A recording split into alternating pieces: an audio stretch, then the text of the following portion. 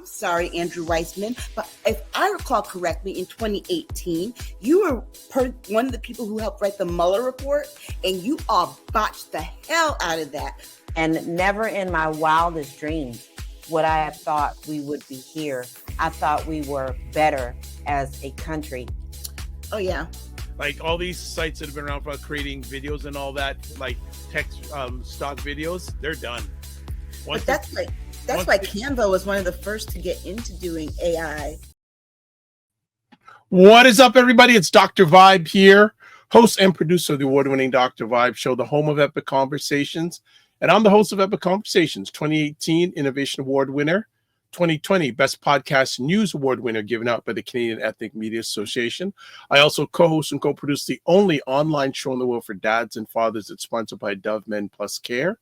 And since 2020, we've reached out directly and indirectly to over 400,000 dads, fathers, and male caregivers around the world. And as always, I'd like to say you're blessed, highly favored, a magnet for miracles, and a solution for someone's problem. We're broadcasting live on February 1st because it's Primetime Saturday with Aisha LaLa. And because it's Primetime, it's their time. There we go. It's their time. It's their time. It's their time. What's going on, ladies? Oh, a lot. Just trying to stay balanced. Well, I'm sorry to say, but I guess we're at war now. There's a trade war, so we're at war. Well, there's a lot of things going on. I mean, there's a trade war. There's supposed mass murders and killings of ISIS terrorists, and it's okay. No problem. All right. Outside of that, how you been? Because we'll get to that in a few minutes. Outside of that, how have you been?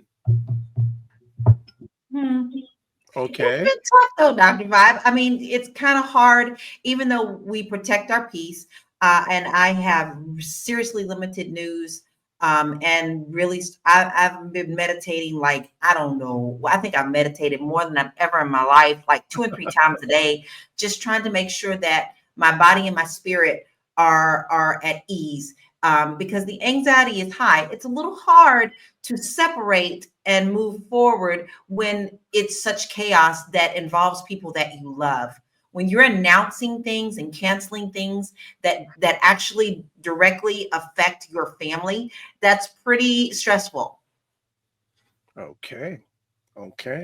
There is stress, but let's, as Lala says, let's be the light. Aisha, book, talk to me. Should I be reading this or you should be reading this?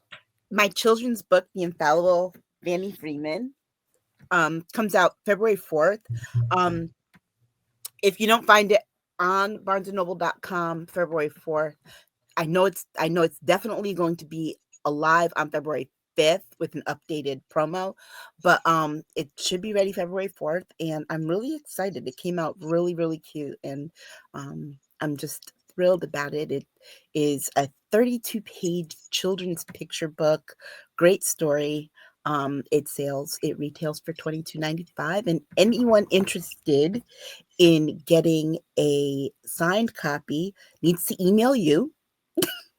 There you go. Yes. But also all book roads lead to Dr. Vibe. Okay. Right. But also, for our viewers of the show for February, next week, I will have a coupon available for 10% off for Black History Month. Will you also be offering that to the Discord group? I will be posting it in the Discord group. It's for our audience. Yeah. So for Black History Month, there will be 10% off starting from the 5th until the 28th. So I'll have that coupon ready. Fantastic. Now, I don't go in with assumptions. This is not your first book, correct? This is my first children's book. I've been published in other books before, contributed to anthologies, but this is the first time of me by myself. And definitely my first dalliance into children's writing. So really excited about that. And I also am working on the next installment of the book. I'm almost finished with that. The next. I know. Okay. Yep, the next one. But I've been working on an adult fiction novel, so I'm really excited about that. That's the only thing that's keeping me kind of sane and kind of Okay. like at peace, because it is a adult fiction novel. It's actually a cozy mystery with A, Black characters, a so you don't get those. cozy mystery. Hearing all Yeah. this terminology, cozy mystery. Well, cozy mysteries are those kinds. You have the ones about they have the bakery shop mysteries, and then there are people that have the restaurant mysteries and things like that. Well, this is a book club, a Black book club mystery. Okay. I love it. So I'm so LaLa, excited for you, Aisha. Yeah, So I mean, Lala- I'm really excited. It's called Wives with Knives, so I'm very excited. Jesus. Like, I already got the cover Okay. drawing for it and everything. Yeah, I got the cover Gosh, illustration for it and everything. So I'm just like I'm working on that. I was actually working on that earlier today. You know you have a good title, because again, sometimes I wish I could take screenshots of Lala's facial expressions, that wide open mouth, and there's that other look. We have to get Lala screenshots. We do have to do some, Turn them into emojis, right? For our YouTube. carousel of Lala screenshots. They're just amazing. So Lala, have you written a book? No, but I am actually thinking that I should. My whole life, I wanted to write a book. It's so funny. When I was a little girl, I thought I was by myself, being biracial. And I thought that, because when you're kids, you really don't have a whole wide world of things, right? So when I was a little girl, I thought I wanted to write a book about that. So at the time, there were these little papers called Thrifty. I don't know if you guys had them, and Aisha, you had them, because they were nationwide, but each city had their own little Thrifty, and you could put a little ad in the back. And I wanted to put an ad in the back and ask people, would they like to write in their stories about being biracial? And I've always had that in my gut. And now I'm thinking I'm old enough now where I want to write it. Well, you know what? I see a number of book titles come from you. One on that. The other project, it's a bigger project, but maybe there's volumes talking about the journeys of, I don't want to put you into this mindset, but you're very passionate about it. Stories of families that have lost family members. And you're not the only one who's told me. You are now the fourth person who's told me that. So I think God is trying to give me some confirmation here. I think that there's definitely they're very powerful stories to tell about losing siblings. People always talk about, there are lots of books about losing parents, losing grandparents, losing spouses, losing children, but there are no books about losing siblings. And I kind of wish there were, because like when my brother died in 2021, I was really distraught because it came very quick. It was totally unexpected. And then it was like, my best friend, none of her siblings had passed away. So there wasn't really anyone around me that had that kind of experience to talk about. Like, there's a lot of layers to this. Yeah, like I even see a web series. I see especially like and then the different relationships and dynamics, like also within a family. Like, when you have siblings, like my brother and I, we only share one parent, and so there's a different dynamic there, Right, and us too. My sisters and I, one parent. And we didn't grow up together.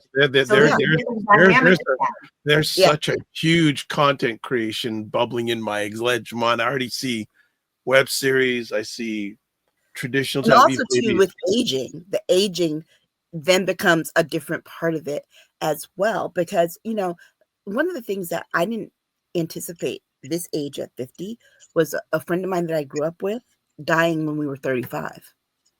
Yes. Did not end, like when we were 16, I'm like, oh gosh, wait till we're 50, we're gonna be really dangerous. And it's like, wow, she died at 35. And so it's been 15 years. Lala, if you ever want to go on that journey, I'd be happy to assist. Yeah, you really I think. And you know what? I'm going to put it out there now, because actually it's been a year since people have been kind of tapping on my spirit. And this year I was like, you know what? I want to honor in a different way. I'm still not getting justice, but I'm not alone. I know that I'm not alone. And I know for a fact I'm not alone because on the anniversary of the accident, I did a broadcast about it, and it's on all my social medias. And there was several people who reached out to me about what happened to them in Hinds County. And I found some really good people to connect with. There's And something there. it's there. There's something there. All right, we're going to take a break because we have a jammed packed conversation this week. So get ready. We even got a special friend that's going to join us for our first segment today. So we've got a lot on the go. So we are going to take a little bit of a break, and we will be back in 30 seconds. I don't think we can afford to take more than 30 seconds. Here we go. Black Men Can Talk, a show where Black Canadian men come together to have real unfiltered conversations about life, culture, and community. Brothers, what is up? A lot of kids just there just have no engagement whatsoever. They're literally just letting the days go by and they're not advancing in what they need to know. We really don't give enough credit to how much impact our unhealed trauma has on the future generations. I realized what we were doing had a great impact within our community. There you go. Black Men Can Talk, live Sunday evenings, 8 p.m. Eastern, 5 p.m. Pacific, where I co-host with a group of Black Canadian men to give some lens stuff from a Black Canadian male or man point of view. So this is wild. All right. So I just saw some stuff here. Okay. There. Don't have a producer today, so bear with me, family. All right, so here we go. As always, Girlfriends Chat with Aisha LaLa and Jill Jones at Patreon. There's the link. And if you're on my platforms, you'll see the information of all the stuff I'm giving in the next few moments. Also, Primetime Saturday Show Store. There is the link there. Join the Discord group. Email me. As someone said, email me. I guess all roads right now lead to Dr. Vibe. I didn't know I was a bookseller too, but DR period VIBE at the DR VIBE. Just if you want an autographed copy. Otherwise, if you just want a regular copy, just go to bn.com. There you go. There you go. So email me DR period VIBE at the DR VIBE SHOW.com. But I will take the emails if you want an autographed copy. Absolutely. Subscribe to the Dr. Vibe Show on YouTube and hit the notification button. And like the Dr. Vibe Show on Facebook, LinkedIn, and Instagram. Just a little new thing that YouTube is rolling out. So for people who use YouTube and host YouTube channels, on the community tab, very, very soon, they're rolling it out. And Lala's going, oh, what's this all about? You will now be able to have people make comments in your community tab to form a community. Oh, so that is, they're rolling it out in the next few weeks, everyone. So you'll be able to like have community chats inside your community tab. I love it. There you go. Also to advertise your business product or service on any of the platforms that I'm a part of, DR period VIBE at the DR VIBE SHOW.com. And what else? There's lots of stuff going on here. So who is here? Jen Myers. What a surprise. Jen Myers is here. And she's watching actually on Lala's Facebook page. There you go. She says, hello, hello. And she goes, she loves mysteries and fitness IQ Cam. Hola. You got a show in a few minutes, but you stopped by. We appreciate it. I love how she comes in to support us. Thank you so much. Thank you. Absolutely. Big thing. Also, there's someone named Tony that's all is his favorite. So I don't know if there was another Tony, I'd say Tony, but that's a whole other conversation. All right. What else we got on? Oh, there's so much good stuff going on today. All right.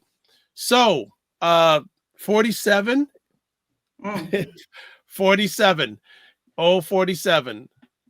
47 and DEI, and we're supposed to have a friend on, but he hasn't cammed up. So when he turns on his camera, we'll bring him. There he is. All right. So for people who do not know this individual, if you watched our coverage of the debates this past year. The vice president on presidential debates had a good friend of mine, Cesar Ndema-Moussa, who is a DEI facilitator specialist in Canada, who is going to join us for this segment. So welcome, Cesar. How are you today? I'm very good, Dr. Vibe. Happy New Year to my sisters. Hi. Happy New Year. That's right. We haven't You. seen you. Haven't I seen know. since before the election. Yes. It's only February 1st, and happy Black History Month. Yes. Yes. Thank you for joining us. My gosh. Yeah, he was wanting to It join you. might be canceled for the next 4 years, but you know. Jeez. All right. So, Cesar, why don't you lead off the conversation? Because this is something, and I think just for the audience to just share a little bit of what work you do in DI, because you are in that lane. Indeed. Thank you. I am the Eastern Ontario Regional Director of EDI. So in Canada, we speak more of EDI, but you know, DI is the same. And I am a consultant on EDI, notably to federal institutions. And to give you examples, also I've trained police departments,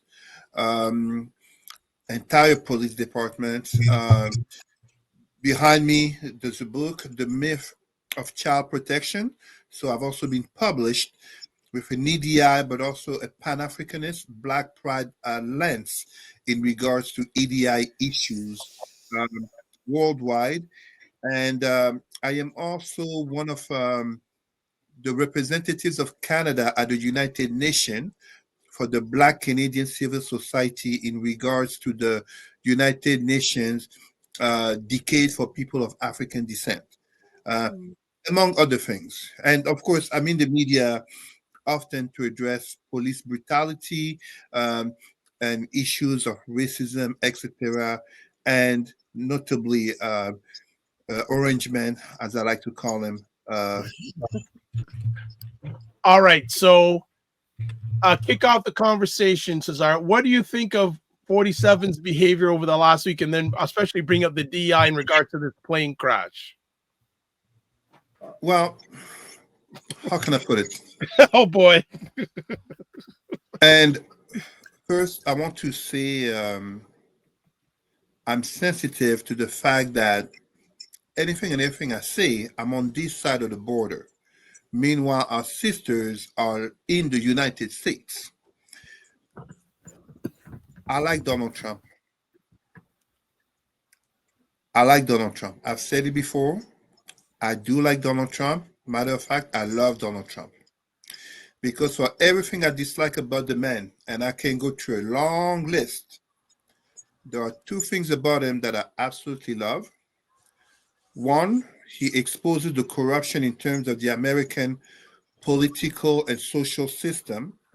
And number two, he is the very definition of white privilege that we, in terms of DEI, EDI, social justice, we talk about in regards to oppression. So when I say I love him, please, I say that to be provocative. I obviously don't love the man. He represents everything I stand against. He basically personifies in one human being the very contradictions, as Dr. Vibe, you know, I've often talked about it. I mean, I'm going to say it. Don't you have Christian evangelicals, including Black religious conservatives, will vote for Trump, justify the vote for Trump, and you literally could make the argument that man is the Antichrist in terms of values and behaviors. You can make that argument. The more I think about it, the more it becomes quite plain. So when we are here talking about DEI, and notably beyond even the plane crash on the Potomac River in Washington, but also, and I'm saying this, of course, with, I don't like the term thoughts and prayers, you know, that's very white. Solidarity to the families victimized by the plane crash in Washington and the plane crash in Philadelphia, and who knows when is the next one. In Canadian he French, stripped the whole thing. He stripped the whole thing. Yeah, in Canadian French, there's an expression that says, basically, I'm going to translate it, jamais 203, meaning never two without three. So I know. I would say the man, and I mean, there's nothing you can say about Trump that would be really new, but he is a definition of the very hypocrisy in trying to shift the blame from his own decisions in basically the federal, the National Transportation, NTSB, and the FAA.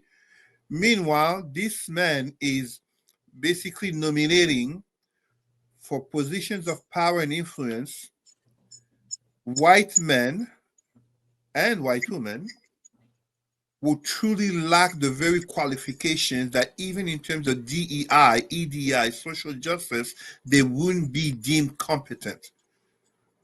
Matt Gaetz had to retire because he was too much even for Republicans. Pete Hegseth, I forget the name. I forgot to look up her name. That a female, I think, senator or congresswoman who ended up switching her vote in Joni favor of Ernst. Pete Hegseth, even though herself had been a victim of sexual abuse and what I think I understand to be rape. It tells you the level of corruption this man, as a cancer, is spreading. Not so much spreading to America, but making it visible. It's in that sense that I say I love him. It's making it plain. And now we are seeing the same person talking about DEI. We are seeing the people who are coming forward. Tulsi Gabbard, Robert RFK Jr., and of course, who's the third one that I'm forgetting? I mean, it's Take your pick because Cash Patel was yesterday too. Kash Patel. There you go. There you go. I mean, and then I he got to points the interrupt. finger at I DEI. heard I had the conversation with when Kash Patel was being in front, and I went, he couldn't admit that he was on a whole bunch of shows Where they have him on video saying, the yeah, very and I'm things just that they going, asked him about. oh, I'm being neutral. I'm going, OMG, this guy can't even say yes to a question. No. The very things But, that they let's be honest, y'all. Listen, who did he learn that from? Trump does that every single day. And he does it multiple times a day. And the believes himself. That's the problem. So these people are doing nothing but what they see have been accepted from the one who's in the White House. There you go. But here's the thing. We have to be very clear that they don't necessarily want to get rid of DEI. They want to get rid of our definition of DEI and replace it with their own, which is divest, exclude, and indoctrinate. Because basically, I like that. Divest all of the funding that goes to programs that help people who are in diverse populations. So we're not just talking about Black people, although that is their substitute for the M word these days. It's Black people, brown people, Asian people. It's people of different religions. It's women of all stripes.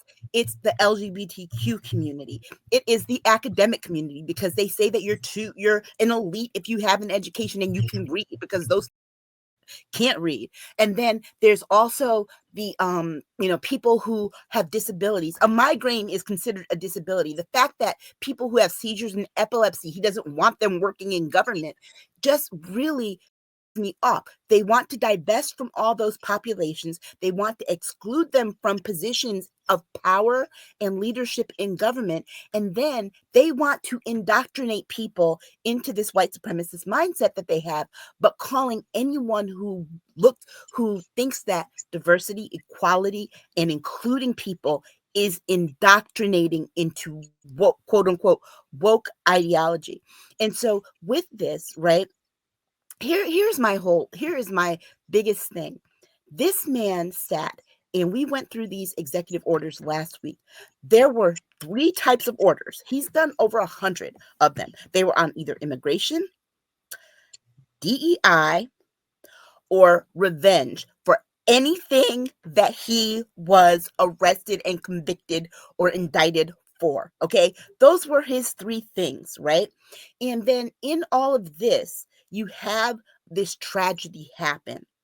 Now, it would have been a smart thing. It would have been an easy thing to read the comments word for word he had in front of him, turn and walk away.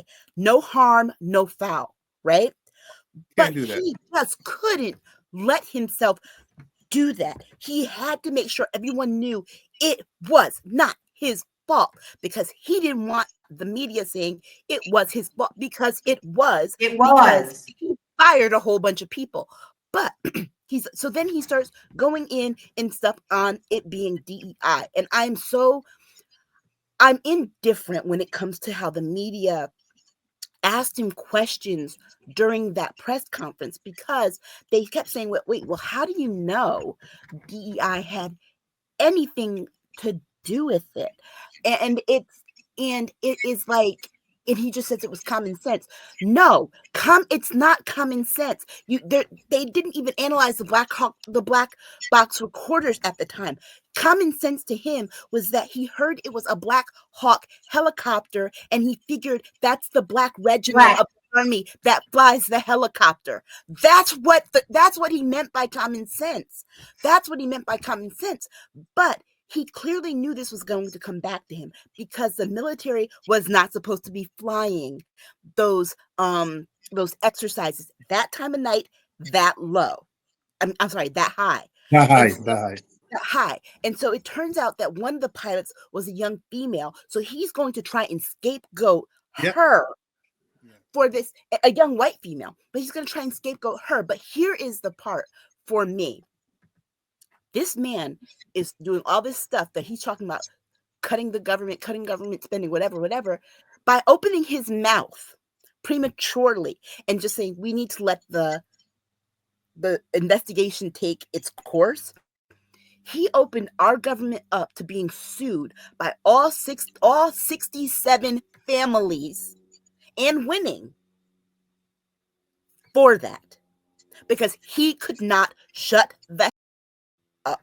But that's his MO. He's never been able to shut up, ever. He always has to be the center of attention and the loudest in the room. So this is nothing new. We saw that the first time that he was in office, and we saw it long before that, and we saw it when he was challenging Obama, and we saw it. Listen, this ain't Central Park nothing 5. new. And let's be very clear. And then Pete Hegseth jumps on the boat. You know why? Because when it comes down to it, he is not qualified for the job of overseeing the military. And this was a military plane. This happened the day after he was confirmed. And let's be completely honest with this right now. I was wondering why all week I was just feeling so exhausted, so tired. It feels like we had a 4-year break, and then we picked up right where we left off 4 years ago with the same kind of overwhelming tired and chaos and confusion. It doesn't feel like there's anyone running the country, because everyone running the country is unqualified.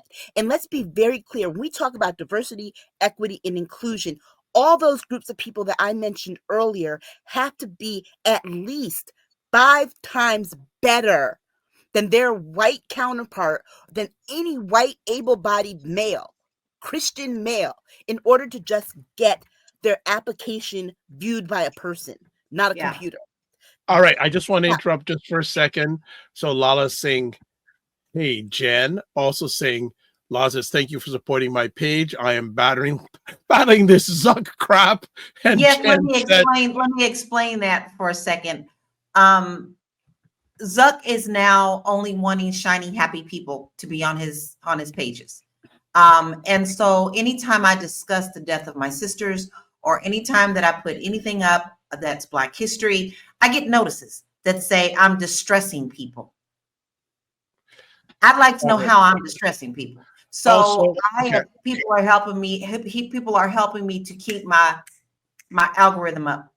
Okay. Good. Also, if anyone's watching live on my YouTube page, I have a poll going right now saying, do you agree with the DEI rollbacks at 45 is instituted? So if you're live watching this on my YouTube page, you're doing a live poll. So that's another future we're rolling out now, and with different segments, I'll have different polls that we roll out.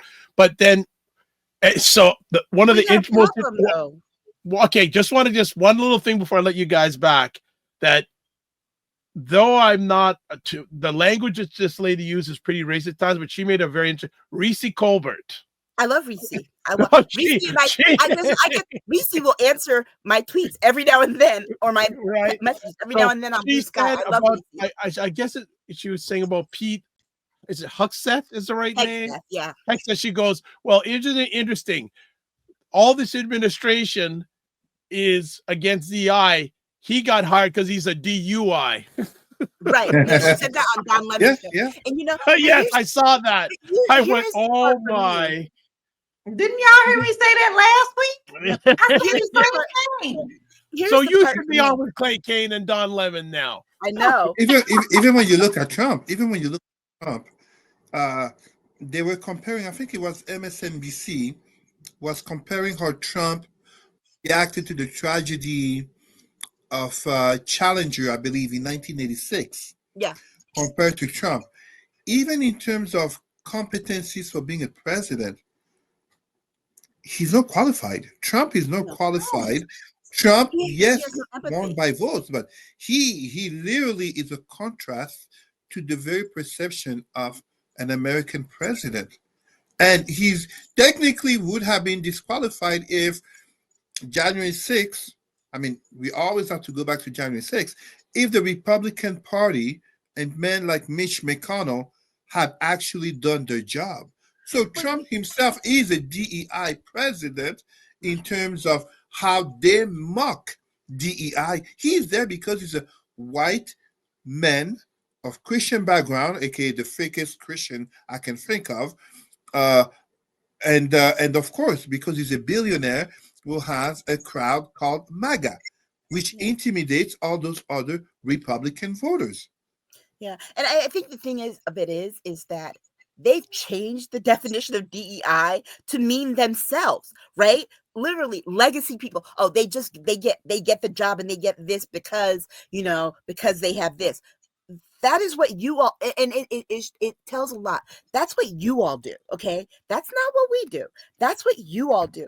And so our thing is that no, we're just saying that can we get like a little bit of consideration if we're qualified?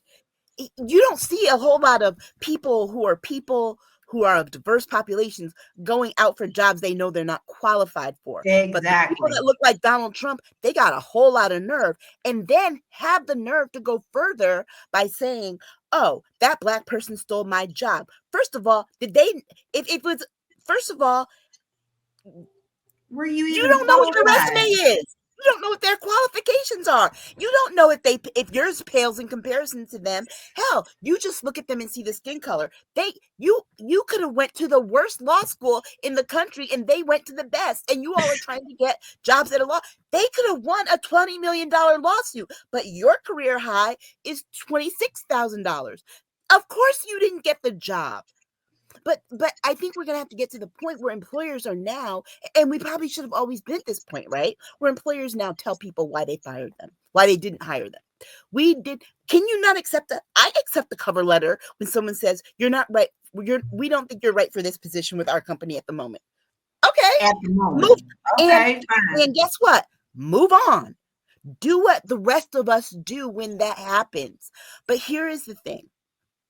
More than anything that bothers me isn't all this DEI nonsense. This is going to be his sword in the rock. He's going to be standing there trying to poke this sword further in the rock. The thing that I have a problem with is how Democrats are responding. Thank you. About, oh, well, maybe we need to change our messaging. We had this conversation. We had this conversation before 2020, remember? And you all were like, how do we talk to MAGA to get them? They don't want to change. They don't care. They don't care. And that's not the strategy.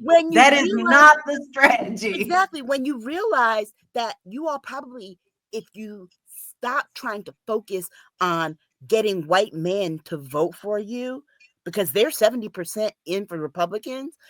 If you try to stop that, and white women who are 53% in for Republicans, if you stop that nonsense of trying to get those people on your side and focus on your base and the people in your base who sat out, then maybe you'll start winning elections. But also, we probably need to start talking about those number counts being off and Trump admitting to the fact that they rigged an election. Focus on that. How about that? I mean, and so clearly told us that they stole it. This is what's killing me. Listen, anytime, and I'm still angry about this, okay? Cesar, you was there that night. Me and I was there. kept telling y'all something isn't right. We understand you cannot have those type of numbers come in that fast. You understand? So we were like, what is going on? And now he's standing on the podium telling people, you know, Ilya knew how to do the machines, and next thing you know, I'm president. Yeah, nobody he rigged the machine. About it. He said we rigged the election. He sure did. And here's the part for me, because I remember that night very clearly. I remember counting those numbers, and I remember saying to everyone, why are they giving him the swing states that haven't been counted yet? Because that's, you want to know, Pennsylvania actually just came out this last week or two and said that if you would have counted all the things that have been counted now, it's very clear he didn't win that state. Yeah, well, it's probably clear with all of them, because remember, all those states also had a senatorial race with a Democrat that ended up winning. Remember, those votes were still being counted. So how did that? There's no splitting the vote, and I think it was an artificial way of presenting the news, to the point that now you've got MSNBC. Yeah, okay, fine. You're forcing Rachel Maddow to go back 5 days a week, but did you really need to tell Alex Wagner, until you decide to bring her back again, her assignment's going to be to do a podcast called Trumpland? Why are we still trying to figure out their voters? I want to swing it back. I want to swing it back to the DI thing. Cesar, you are not in the United States, but if you were in the United States, what would you be doing as a person who does the DI stuff? What suggestion would you give to those who are employed? You would be doing a better job. I mean, I'm actually kind of interested in that too, Cesar, because the thing of it is that now federal governments aren't going to be able to do it. State governments, if they get federal money for certain things, will not be able to do it. A lot of nonprofits that get federal grants and federal funding will not be able to do those programs. So how do we still ensure equity, ensure that people are being seen when he basically says this is illegal? So, although I'm not physically in the United States, part of my EDI education, notably on human rights and sex trafficking, is from the United States, from Washington. Just as in April, I will be at the United Nations. I will be in New York for the Decade for People of African Descent, and DEI will definitely be one of the topics of conversation. What I would recommend is, obviously, this is, it's funny that Trump talks about freedom and, freedom of speech and all that. He's basically going through a purge, kind of a Stalinian purge without the killing, let's say, the killing of public servants. But it is a purge, absolutely, such as we see happening right now in the FBI, even though the FBI, as any police body, is overwhelmingly white, men, and conservative. I would tell people who do EDI to keep up the work. You have to understand something here. This is a cycle that may last 2 to 4 years. 2, the midterms, 4 years, the next election. As I've said before, the best thing, people who are in opposition to Trump, and I say opposition You don't have to be a Democrat, and you obviously don't have to be black. But people who are in opposition to Trump, one of the best things that we can hope for is for him to actually go ahead with his agenda, aka Project 2025, because by then, even the people who voted for him, as idiotic as he may sound, as many of them are coming out now saying, I didn't think he would really do that. Meanwhile, the guy had been there for months saying he would do X, Y, and Z. Even those people who voted for him, many of them will have a serious change of heart. A perfect example is how his anti-immigration executive orders are causing some business people who have voted for Trump to lose business because now the under the table, aka undocumented workers, are not showing up. The people who do DEI, DEI is an acronym. What they're really doing is social justice. I am woke, but when conservatives, aka white supremacists, whether in the US, Canada, France, and Europe, when they're talking about woke, they're talking about white far left movements. As a Pan Africanist, and as seen with some of my heroes behind me in that painting, I am of the wokeness of Marcus Garvey, W.E.B. Du Bois. As I've often said, our glorious African American ancestors who 100 years ago in the 1920s began the expression of being woke, such as one of our heroes, I.B. Wells, in documenting the lynching of black men and women and killing of children in the South of the United States. It is of that wokeness that I speak of in terms of telling our people, brothers and sisters, but also the allies, non-black people who care about social justice, to not give up, to not stop, because now we are February 1st. The question is, when will protests begin?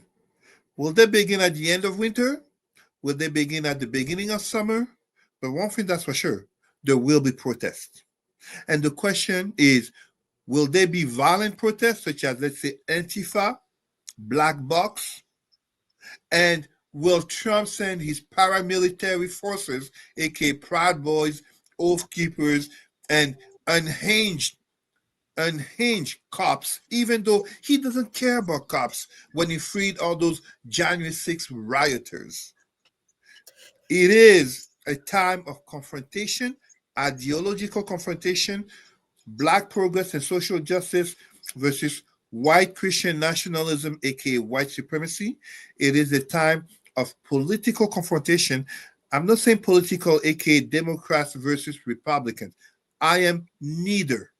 I am talking about progressive movements versus those movements who want to take us back decades prior. And I'll tell you exactly when. They want to take us back to before the 1960s. Yes. Because they hate the 60s. Yes. Oh, yeah. They hate the 60s. They want to take Yeah. us back to 1950, That's their 40, pivot 20, point. etc. Well, There That's you think go. their about it. pivot Think point. about it. The thing in the news today is that they've gotten rid of all Martin Luther King activities, Martin Luther King Day activities, all Black History Month activities, all Women's History Month activities. Yeah. Everything from 1955 with the school desegregation on. They are like, yeah, we don't like any of that came after that. We want it all gone. And what you're saying about the use and abuse of our language is right. I just put that in our comments, but we talked about that on Girlfriend's Chat this week, especially with the words woke and how they use DEI and then just all of it, right? And with the protest that you're speaking of, I believe you're right. I think we are going to see protests, but here's what's going to happen. White people, I don't know why you're going to sit and wait for Black people to start leading these protests that you can then join on. We're not putting our bodies on the front lines. So those protests that are going to need to happen, that are actually going to get news in the first place and lead to systemic changes, y'all are gonna have to get up out of your seats and put your bodies on the front line to deal with this. Because the thing is that, remember, certain things don't change in this country unless there is a tragedy, and they change even more when there is a tragedy that people do not expect. So, for example, if Donald Trump, if those had been Black people protesting on January 6th, there would never have been a move to indict Donald Trump. The fact that there were white people looking like animals climbing the Capitol building stunned white America to the point they're like, oh my God, we got to do something about this. This man needs to be impeached and indicted right away. And guess what? They did. They went through that process very swiftly. But the process of holding him accountable, they didn't get through so swiftly. And those kinds of things, where there was a Black judge, where there was a Hispanic judge, where there were Black prosecutors, they made sure to drag those things as slowly as they could. So that next protest, that next bout of revolution, it's gonna have to be poor white people, and it will probably be those people that are losing their things. And let me confirm to you how accurate you are. 2024 as 2016, the majority of people who voted for Trump, when it comes to men, it's white men. Majority of white men. When it comes to women, again, despite everything, it's white women. If my name ever comes to Trump, I had a dream. Let's put it this way. If my name ever comes to Trump, and of course, Trump being Trump, he likely said that I look like a thug or whatever Black stereotype he wants to come up with. I will ask those people, and I will ask Trump, him, who basically is a convicted felon, notably of statutory rape, aka a rapist. How do those white men, white women, and notably will claim to be Christian? I don't even care about the Black people who voted for him, because to me they're lost, aka Snoop Dogg. We see you. How do you justify having voted for that person despite his antics decades long of not caring about you? He does not care about them. You clearly saw even on his January 20th, on his assermentation, he made sure to put the billionaires even ahead potential secretaries of state. He didn't have the common white men and common white women. He had billionaires. He wants to make a show of strength. He wants to basically say, these people kiss my ring. They bow to me. History will have a very severe judgment regarding Donald Trump. But there is an expression that says, never underestimate the stupidity of humanity. Never underestimate the extent to which America can go. To quote a famous American philosopher, aka Curtis Jackson, aka 50 Cent, you wanted an entertaining president, you got one. But it's like a show. It's like a Truman Show. Look, here's the thing. White women, y'all should be very afraid. Very. Because an adjudicated rapist just let 1,600 criminals out of prison. Yeah. Y'all should be very afraid. All right. Well, leave it at that. I know, Cesar, I know you got to run, but thank you for dropping by. Thank you so much for having me. Yeah, and you are always welcome. And if anyone wants to get in touch with Cesar, I put his contact information in our comments, in the comment sections on all my platforms, but there it is, email and Facebook. And you can catch him bi-weekly on Black Canada Talking, 5 p.m. Eastern Time, 2 p.m. Pacific, wherever you're watching this on my platform. So as always, Cesar, to you and the family, don't just manage your time, manage your energy. Remember to give yourself grace, and always good to have you here. And solidarity to my brothers and sisters Thank and you. the allies in the United States. I will be there with you as I'm always there in spirit. All right. Take care. All right. So let's go to our next conference. Oh, go ahead. Go ahead. I have one question. Anybody hear about the tariffs? Well, yeah, They're but supposed to start today. Oh, they are seen. I'm just, as we transition, we'll come to that at the end because we got a lot of stuff to get to. We know got a lot of time. So let's and this is a good segue on what you just commented on, Aisha, about white women. So Yeah. our next conversation topic, the way Black women always find a way to uplift and press forward, and how white women always feel they deserve our space. Go for it, ladies. All right. So there is this absolutely wonderful thing that is going on TikTok. And mind you, it is now only like 10 days in. There was a beautiful idea. There was a professor, and I'm pulling up the photo so I can give her name credit for doing this.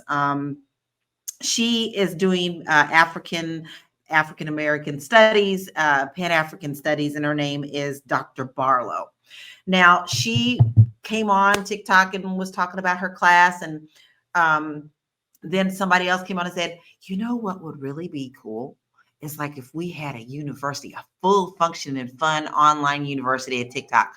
From that idea to today, baby, we have so many classes that are free and available to us. So many other professors, Black professors, jumped on this boat, and it's called HillmanTok.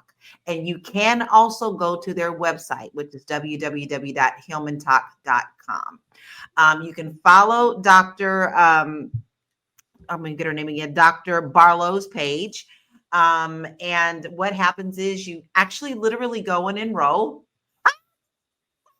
We've got student council. We've got mental health. We've got fraternities and sororities. You have to have a ID for the class. It's turned into this beautiful and wonderful thing.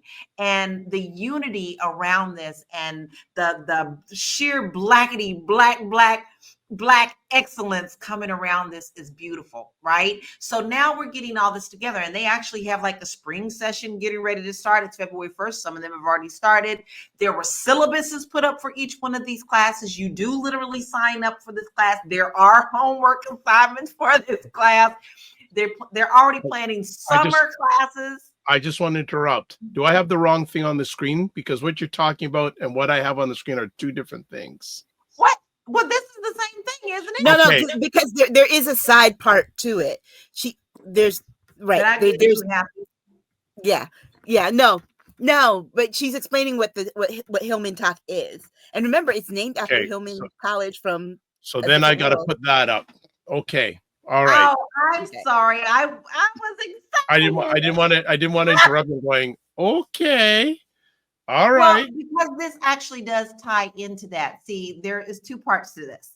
Okay, so let's stay on the Hillman, and then let's go back to the other story. But this is the same. It's the same topic. So we have this beautiful thing going on, and there are so many classes available to you. We have now Black doctors. We have Pan-African studies. We have math. We have real estate. We have cultural studies. We have science. That one young dude I love him so much. He would come on. He talks about the Black disparities in medical history. He's now a doctor now, but at the time he was just a medical student, showing and telling people how we are being are not looked at properly by doctors. And now he's a doctor. He has a whole class. Nurses are signed up. You got nurses. You've got so many classes, guys. It is so amazing. So while we were all just enjoying that and scrambling and getting together and doing this thing together, which is absolutely freaking amazing, the white women lost their minds. They lost their minds. They literally started coming on TikTok and crying, asking why they're not included. I'm an ally. I need to be included. And actually one white lady, and this is what started it all, is one white lady did a TikTok where she walks in a room with a book, hands full of books, and she sit down, and and her little thing says, when you're the white girl in the Black girl studies. And everybody was like, do you have to be involved in everything? So the big white crocodile tears came out, and someone tried to steal the HillmanTok name and trademark it. But one of our Black attorneys stepped in and said, I'm doing this pro bono and making sure that we are going to be protected in what we do. And they're getting that straightened out. But here's the point. When we want to do something, when we get together in unity, this is what happens. This is Black excellence at its highest. This is when we turn around and help one another. This is when we are being the light. This is when we are stepping into our power. But the minute that we do, white America cannot take it, especially white women. Yeah, you know, so funny to me about it is it's not just why are we not included? It's we didn't have that idea, and it's too good of an idea for it to just be yours. So please put us in it so we can take it over, abuse it, not give you any credit, and share it with white people. And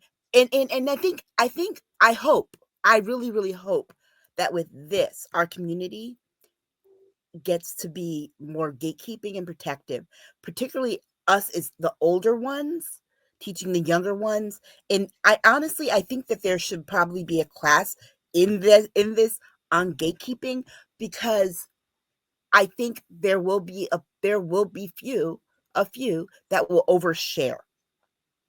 Okay. Yes. And they will overshare to the point that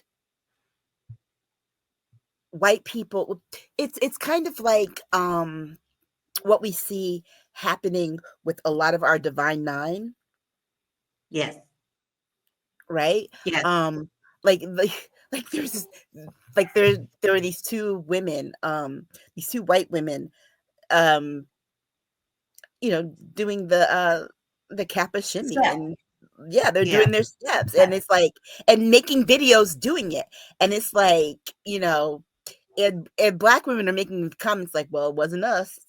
Which one of y'all is sleeping with which one of these women, and showed her all the secrets. And so it's that kind of thing. And I hope that we can be very mindful about that, because if there's anything that we should learn about how they've hijacked the word woke and put it with ideology and made it a verb, a noun, a predicative, a predicate, and all the other figures of speech, the things that they've done with CRT, which was a actual collegiate field of study, and turned it into something it's not. The things that they've done with DEI, I hope the lesson that is learned from that is that we've got to do better as a community and as a culture of keeping our things ours, to ourselves, and telling people that when you do this, you are not only disrespecting our culture, but you don't know what the heck you're doing. And I think the thing of it is too, is that whenever they do things like that, it reminds me of that old adage from back in the day that they used to say, is that a white man has, like, a Black man has no rights that a white man is obligated to respect. And that also comes with our culture. Your culture, we're not obligated to respect your culture.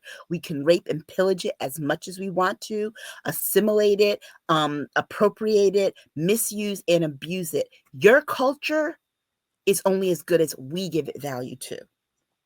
Yeah. So I want to bring it in a bit in regards to the relationship, and this is not all white women. And I'm going to get out of saying that part too. Because guess what? If you know you are not it, don't be offended. The hand holding has to stop. If you know that you're not that white woman, then stop saying, but I'm not that. All you do is bring attention to the fact that, hell, guess what? You are. And let's be very clear. There were several ladies in the conversation. Well, there were several videos by white women on TikTok who came on and said, y'all shut up and sit down. Like, it was like they were very serious. And some people who don't normally speak about that was very offended that their own people was once again trying to jump in on something that was not their space. And they were being very respectful about it. But like, this is not your time. You are already done screwed up so many times with this community. You need to sit down and shut up and be quiet. You know, you cannot be in these spaces. So you do know that it's not all. It's not all. We know that. But what we are seeing is all those who dare to. So just like the news, you're always going to hear about the bad parts before you hear about the good parts. But at some point, you need to draw the line. But I think we also need to have them think of it this way. If you are a white woman and you're out with 5 of your white girlfriends and you're just being the white woman that you are, if a Black woman decides to come and want to be in your group and then decides she wants to be in the middle, have everybody focus their attention on her and be the life of it, you would be so disgusted, so upset, so offended, and try to figure out ways to ditch her. Baby, how can you not understand? Yeah, but how could you not understand the same thing going on with us? Put it this way. We see each other as family. We see everyone in our community as family, even the ones who are the sellouts. They're the sellouts in the family. Everybody's got them. Just a special one, but that's all right. We see our community as family. And the fact that you are taking our family things and disrespecting them is awful. But I think it is, if your goal is to have the kind of community that we do with one another, you had your chance to have that all of last year when you could have gotten with your white friends, your white women friends, and talked about electing Kamala Harris and what you could have done. You had the chance to do those things. I think the frustrating thing for us, particularly as Black women, is why do we always have to start things before you decide to take initiative to do things on your own? We started something for us, for our community, and now you want to divert us from what that idea was and expand it to include you. And then not only that, it's not only that they want to be engaged in that part of it. I bet you the majority of them want to end up teaching a class. Yes. Want to be in the administrative parts of it. They don't want to be just the students. Here's the thing. Guess what? If that is something that you desire so much, guess what? A whole lot of y'all live in states that have HBCUs. Go get a job there. Yeah. But that's a common myth. Most people think that HBCUs is only for Black people. That's not true. That is a myth. There are a lot of HBCUs where the majority of people in some departments do not look like us. Right. So, Lala, what do you feel is the state of the relationship between Black women and white women post-election? There isn't. There is a complete, we already had a distrust for them. And let me tell you, and like I said, y'all just don't go with Just all many things. of them. Okay. Many. Okay. But here's the thing. They have proven to us time and time again that they claim to be on our side. However, they always vote against our interests. And the minute that we have something, all of a sudden they want that pure attention. Now, let's also be very clear. This ties also into our last topic. Who benefits the most from DEI? White women. Once again, you are in places that you think belong to somebody else, but you still want to be there when you want to be there. You can't pick and choose. So I am very distrustful. And my circles, when I say that, I almost cried because there is one person in particular that I'm thinking about that it hurts my heart that I have had to draw the line in the sand. There will be no more communication because your actions and your words, they don't match. And so my circle needs to be tight. And at this time, it needs to be soothed by my own community.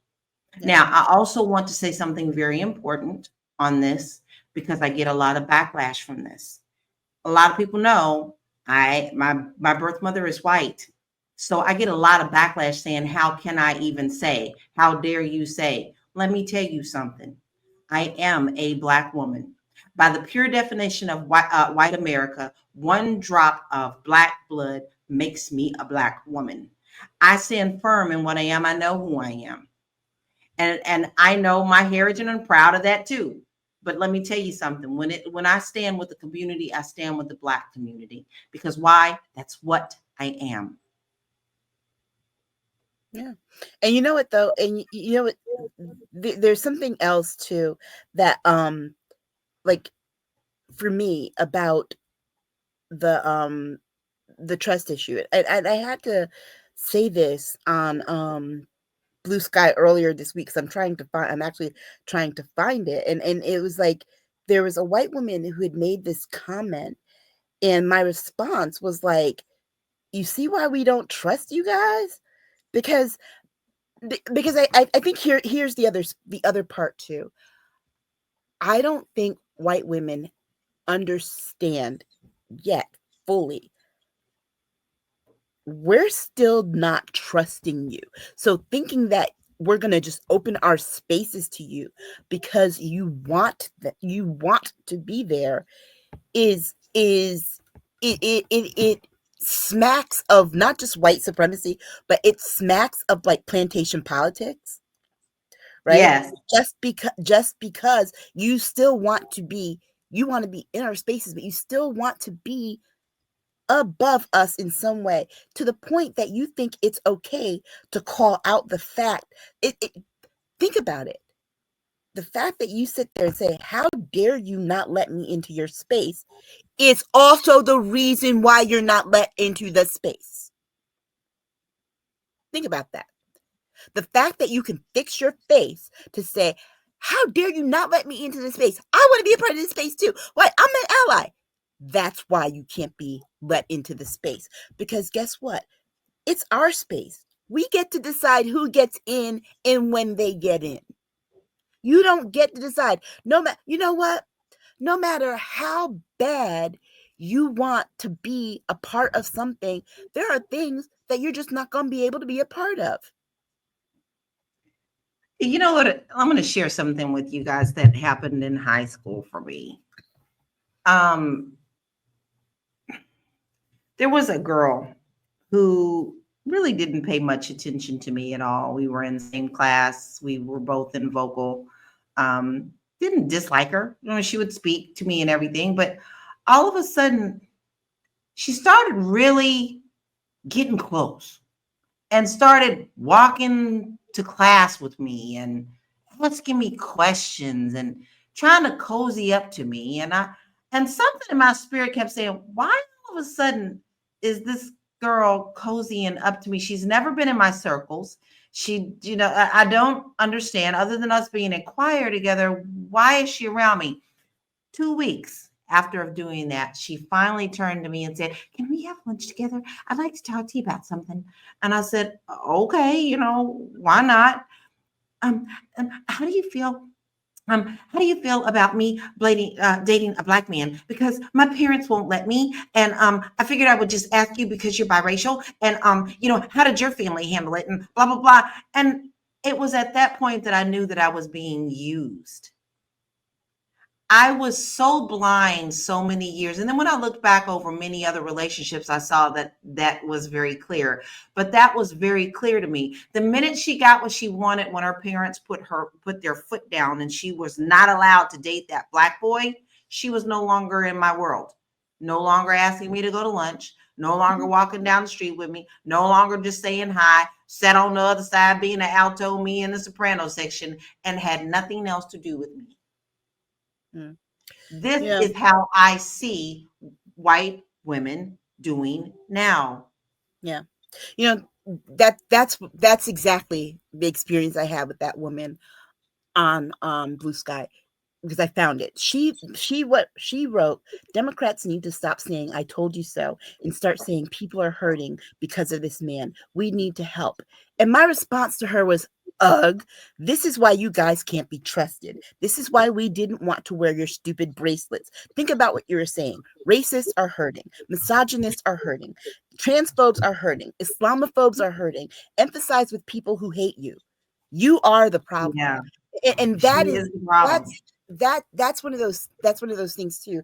And I sit and I think about all these things. I think about the fact that I was watching TikTok videos today. And there's a black man who has a whole a whole Instagram page about things that white women are not afraid of, right? Things that do not scare white women. This one white woman was holding and kissing a possum. First of all, I need you all to understand how afraid I am of any member of the rodent family that's down to squirrels and chipmunks. Okay, I cannot stand all members of the rodent family. Rabbits, bunnies, no. I don't do members of the rodent family. And so of all the possums and members of the mice community are all there on the very bottom. But possums especially are ugly. They're Possums, sneaky, I'm with you. and they're scary. This woman picked up a possum and the possum is making this face like, and she's holding it, kissing it, like, oh, he's so cute. Can we take it with you? And I'm thinking to myself, y'all sit here and talk about you're afraid of black men, but you are holding this scary possum that is waiting to bite you, that you found in the woods, that was playing dead on the side of the road, and you made your boyfriend stop in the dark for you to pick up this possum and ask to take it with you. And so it's like make things make sense. And here's the other thing. Why can't you start a feminist or womanist university? You know why? Because if you did, you'd probably get down to it and realize that there are people that you would want to keep out. Yes. And you would have to admit that. And so rather than having to admit to your own prejudice and biases, you try to get into another one that you know is close to you. It's not close to you. And let's be clear, it's not close to you because anybody hates you.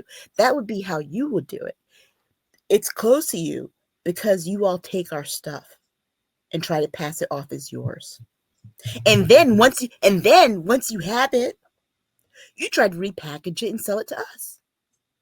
To sell our shit back to us. That's the first thing. Then the second thing, you feel so emboldened by knowledge about Black people. You learn to Black people. You go to Black people and tell them things about their history and their culture you just learned. And because you just don't know, they only know the surface. Right. You just assume that they don't know their own history because you just learned it. So then you start white-splaining Black history to Black people who know Black history. And see, because all it would take is one of these white women who doesn't have a PhD, doesn't even have a bachelor's degree, to sit in one of these classes and try to tell a Black woman with a PhD, well, actually, I was reading such and such, and this is what my grandfather said happened to Black people then. Really? That's the kind of thing that will happen. And so when we say we want our space to be free of microaggressions, we want our space to be free of white-splaining, we want our space to be free of mansplaining, which is something that these Black women are going to be very diligent about having to do. We also want our space to where we feel like we can say anything without having to say every freaking time because you're in the room. Not all white people. When I say white people, it's just a generic, but it doesn't mean all. No, we won't have to do those things. And I can tell you this as someone who went to an HBCU, right? That was the least stressful period in my entire life. Yeah, I had the regular things you do with, whoever you're dating and, friends. And all, but guess what? I did not have to deal with any of the white nonsense on campus that I dealt with in the real world. When I was on that campus, I was safe. I knew that I could speak my mind clearly. I could say what I want about the state of America, about race relations, and my experience as a Black person. I knew I'd be understood, I'd be respected, and I'd be protected. Yeah. Period. Okay. Let's move to our next conversation topic. And again, not all people, not all, but interesting. I know white people say, "Oh, those black people," they think it's all of us, but they don't qualify. Right. But let's move forward. But guess what? But Dr. Vibe, here's the thing, right? What do? Then they go and throw us all into the DEI net, right? Yeah. They want to be the exception, but they want to throw us all into the same net. Let's move forward. To pay for 47 tax cuts, House GOP floats plan to slash benefits for the poor and the working class. Okay, I brought this up because what happened last week and what happened this week is confusing for a lot of people. So he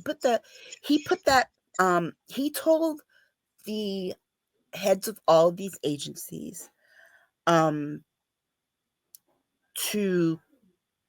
cut back on funding different things. So the Office of Budget and Management,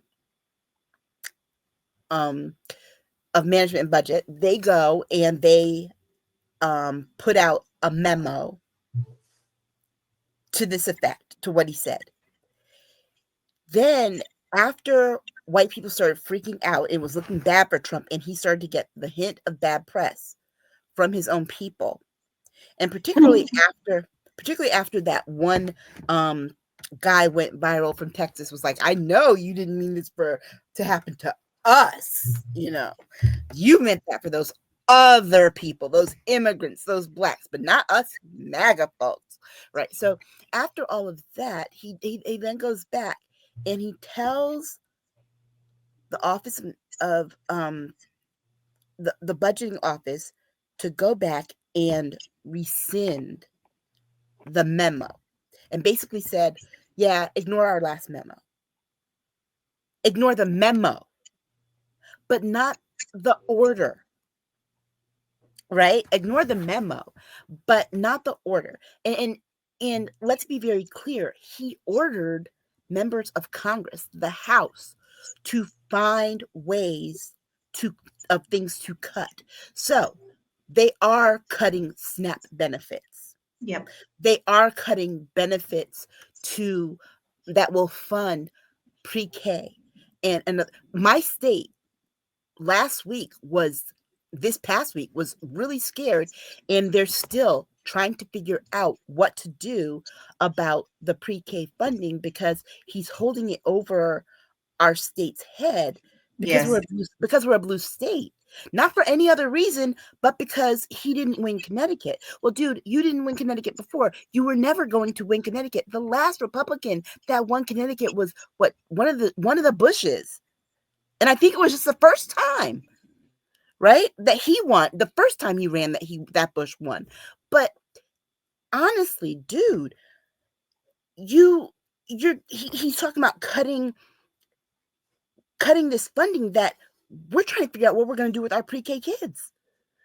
They're going to have to consolidate classrooms. Teachers are going to lose their jobs. You've got other states that are going to have to go from full-day kindergarten to half-day kindergarten, which means we're going to have a less literate population of children coming through. And he loves the uneducated, but they won't. But by the time they're old enough to vote, he'll be dead. So, I mean, here we are setting the country up for failure. They're looking at cutting. He already, by executive order, has told them, yeah, we don't want to do this prescription drug thing anymore. So all these things that are in the executive orders, and I think that's why we need to be very careful and pay attention to them. Even though the things that have to do with the power of the purse belong in Congress, and he says them by executive order, does not mean that the House is not going to take them and turn them into laws. That is exactly what they are trying to do. Even, for example, I mean, they've tried things like, oh, well, you know what? We saved money by cutting $50 million in condoms to Gaza. Well, guess what? That wasn't true. And how do we know it wasn't true? Because guess what? Federal budgets are public, one. Two, Everything that's paid for has a line item. Guess who could not find a line item for that? Reporters. They found a line item for reproductive care and services. But guess what? That doesn't just mean condoms. That means prenatal care. That means pap smears. That means different prostate testing. That means all kinds of things, right? So there's going to be a lot of lying in terms of the benefits that they're slashing, so people will be okay with it, because people were okay with that, right?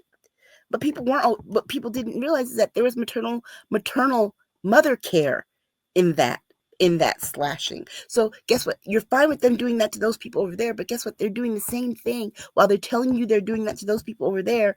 Right now, your federal government is looking at taking away not just SNAP benefits, after school programs. They're looking at taking away meals on wheels, food for the elderly. They're looking at defunding senior centers in order to pay for the tax cuts to people who make, what is it? I think it's like 2 million and above. So, okay, I want to jump in. Lala, what do you have to say on this one? The chaos that he created with that was completely unjustified. But here is how I see things, and this is what worries me the most, is this man can just come out on a podium or sit behind this desk and make these things up and throw them out there. And he throws them out there in like 20s. Like he throw them out there in 20. We're doing 20 things today. Okay, well, we can't keep up with the things that he's doing when they're unconstitutional in the first place. And also the fact that money has already been allotted for these programs and been voted on. You can't just take that away from the budget now. Okay, so people get freaked out. They start worrying. I know very many people, elderly people in my life, who still get meals on wheels because they're 80 and 90 and they're not cooking. And if they don't eat at least one meal a day, they're going to waste away. So these are the programs that you're taking away from the babies and the elderly. Now, what do I say? I always say, listen, whatever you do in your bedroom and in your house when you are a grown person, as long as you are not hurting babies, animals, and the elderly, we're not going to have a problem. But guess what? I have a problem with this. You are messing with people who have put into the system, who are our most critical people in our communities, our babies and our elderly. Now, you are supposed to be a party of, taking care of babies. You're supposed to be the party of family. But the first thing that you want to do is take everything away from them to put things in your pocket. So I have a serious problem with how we're going to have to chase all of these things before someone says, you can't do that, you orange turd. So my husband doesn't want me to call him a Muppet anymore because he likes Muppets. So I had to change it. So we have a problem with the fact that for the next, and y'all know I feel differently about this too, because I believe it's going to be longer than 4 years. But for right now, the next 4 years, we are going to be chasing all the destruction that he is doing. And it's going to take lawsuits, but still yet we have the battle of him having the House, the Senate, and the Supreme Court. So this is chaos. You can't just, but that's the whole point. The point is for him to cause distraction and destruction. Yes, distraction. I think that's one point I want to make, and why we have pretty much decided how we're going to cover him moving forward in this is because, like Lala said, he's going to be throwing things. We're doing 20 different crazy things today, and that is why my advice to everyone: turn off the TV. The news media does not know what to focus on. They do not know what to focus on at all. What you need to go to is look at the whitehouse.gov website, read every executive order he signs that day, whether he has the ability to do it or not. But if it is something that has funding attached to it, and read the date effective, realize this. The budget for this year has already been approved, passed, signed, and paid for by Joe Biden. Because remember, that's why they had the whole thing where, oh my God, the government might shut down before the inauguration, and then it didn't, because they did a continuing resolution to fund things through the end of the year, at least throughout the end of October. So here's the thing. Even though he's saying we can't do this, and then the news media is like, oh my God, they do this. People are so lost. They're this and that. Realize this. Yeah, he's saying it. He knows he wants to just say it and cause the confusion and make people scared and make people worried, right? But remember this, the ability to do that now at the dates that he's assigned, he can't. The money is already there. And until the Supreme Court tells him he has the power of the purse, he doesn't, because that would mean changing the Constitution, right? Which, by the way, let me say, please make sure, I have already done so. Please do not depend on websites or any other place to get a copy of the Constitution. You need to go to the bookstore, order immediately library, your own copy of the Constitution. You need to have that along with your Bible, if that's what you have in your house. If you have that under a picture of Jesus, you need to go and get the Constitution, because they did remove it from the website. Get rid of it. They did remove it from the website, and Yes. and I understand the version that they're going to put back up is the version in those Trump Bibles. Yes. So be very careful and very mindful of that. Know this. There is not any information coming from our government from here on out that you can trust. Can be trusted. You heard us say that at the same time, didn't you? Everything. You heard us say that. Because here's the question you have to ask yourself, and it's a conundrum, but I found myself asking myself this question after reading it somewhere. But is the truth a truth when it's spoken by a liar? Is the truth really the truth when spoken by a liar? Because here's the thing, that liar will always take something that's true and either twist it or exaggerate it in some way. So then is it really the truth? Like, for example, look, Trump could say, you know what? We just dropped the price of eggs by 3 cents. That could be the truth could be that the price of eggs dropped by 3 cents. And he's going to say, we dropped so many dollars from the price of eggs. It's not so much a lie. They did drop many dollars from the price of eggs, but that's collectively from all the prices, from all the eggs that people bought, because it was only 3 cents per person. It's kind of like what you're going to see him talk about with what is this thing that he's like, oh, it's gonna be so great, it's gonna be so big, we're gonna do the tariffs. We've got so much money coming in from China and Canada and Mexico, which on some surface is true. They are paying the tariffs, but that money coming in is from Americans. And so that's the part. Is the truth really a truth when it's spoken by a liar? And that is really the thing we're going to have to focus on the next 4 years. Okay. So we're almost done, but we, in celebration of Black History Month, which I have a concern it should be Black History 365, but we'll leave it at that. We're going to have, for the next few weeks, spotlights on Black people who you may not know about. And today, Lala is going to share us about a lady that I did not know too much about, but now Lala's going to drop the needle. So go ahead, Lala. Jackie Tonawanda. Well, one of the things that I love to do is to definitely share information that most people don't know. And unfortunately, my information is loading slow. Oh, here we go.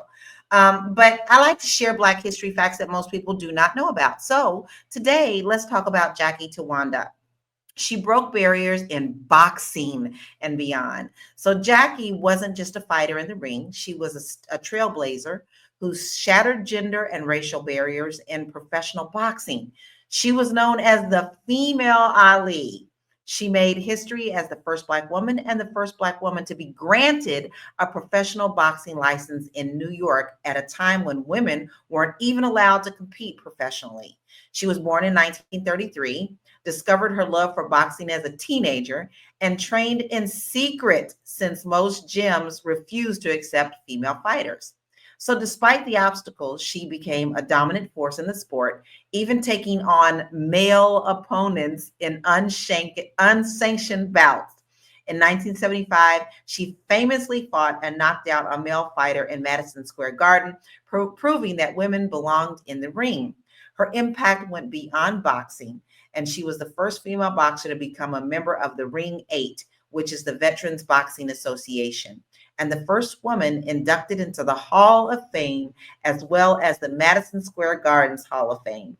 She was also an advocate for young athletes, supporting charities like Athletes Against Drunk Driving.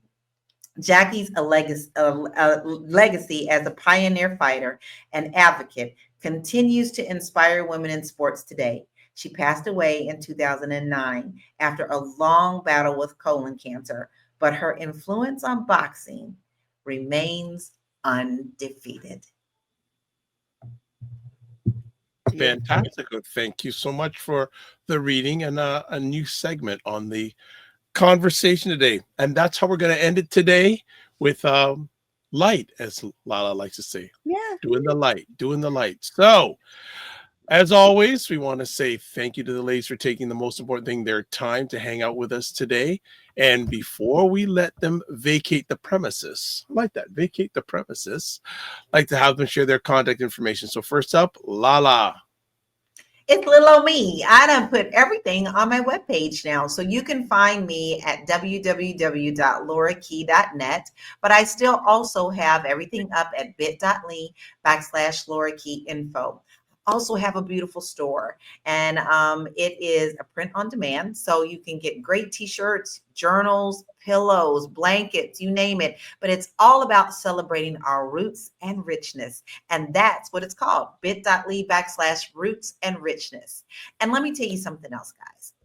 What made my week today was learning about HillmanTok, because we can stay in the trenches and cry and kick and scream, or we can stay in the trenches for a little while and do that and then climb out, brush off our knees and move forward. We are a resilient people. Don't let someone else dim your light or squash your excellence. So get into something that's positive. Start with yourself and then move on to your community. Then we'll move on to the state. Then we'll move on to the nation. All right. Aisha K. Staggers. Definitely go buy my book at bnn.com. But in addition to that, the one thing I do want to say to everyone is turn everything off. Go off social media. I give myself a time limit. I don't stay on it and doom scroll all day. I check the news to see what the headlines are, and then I keep it moving. If there's a story I want to get some additional information in, I'll go look it up, and then I walk away, because I realize the point of this man is to exhaust us for 4 years. And I refuse to do that. I spent all week trying to figure out why I was so tired, and that was it. And so I realized I gotta walk away from it. And I encourage you all to do that too. But in your walking away for it, there are things that you do need to pay attention to. And the thing I want you to pay attention to for next week, because we should probably discuss it, is there, in addition to Project 2025, is the 1776 Commission, because that is how they want to remake the educational system in this country. And that was also an executive order that he signed this week. And that is what they're going to replace DEI with. So I want everyone to be on the lookout for that. And you can find me at AK Staggers on Instagram. You can find me on Medium at Aisha K. Staggers. .medium.com, and on Blue Sky at akstaggers.bsky.social. Wonderful. All right. And before we call it a wrap, you can find me website, the drvibeshow.com, YouTube, Facebook, and LinkedIn, The Dr. Vibe Show, Instagram at the DRVIBESHOW, X/Twitter at DRVIBESHOW, and email dr.vibe at the drvibeshow.com. And also you can catch me at Blue Sky at drvibe.bsky.social. And you can watch replays of this epic conversation on the Dr. Vibe Show on YouTube, Facebook, and LinkedIn, and also the Dr. Vibe Show website. You can catch it there too. So I know there was some few catch-up comments. So JJ Mars said 47's history in business before politics was basically to talk blank.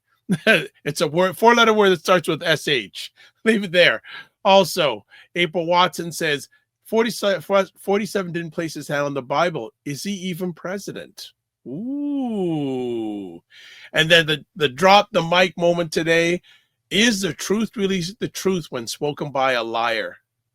Aisha said that. And now Dr. Tachi's here. She said, hey, I'll just pop in to say hello. Good to have you. And Jen Myers says, great show as always. Thank you, everybody. Thank you so much. So this is how we got to end it off. Live your life as a dream. If you can dream it, you can make it. Sometimes you have to get small to get stronger. Block assumptions. Then aim bigger, aim better, aim higher, aim wider. Love, faith, and respect. And don't just manage your time, manage your energy. Remember to give yourself grace. And as always, if you're not making money, make history. But even better if you can make both. God bless. Peace to all. Keep the faith and walk good.